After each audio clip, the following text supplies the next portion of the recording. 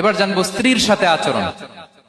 স্ত্রী যার সাথে আমার সম্পর্ক খুবই গভীর, খুবই মজবুত, তাহলে স্ত্রীদের তিনি আগে সালাম দিতেন, মসজিদ থেকে ঘরে পৌঁছে দিতেন, ঘরের কাজে সহযোগিতা করতেন, ওঠে ওঠার সময় হেল্প করতেন, মাঝে মাঝে স্ত্রীদের পরামর্শও নিতেন।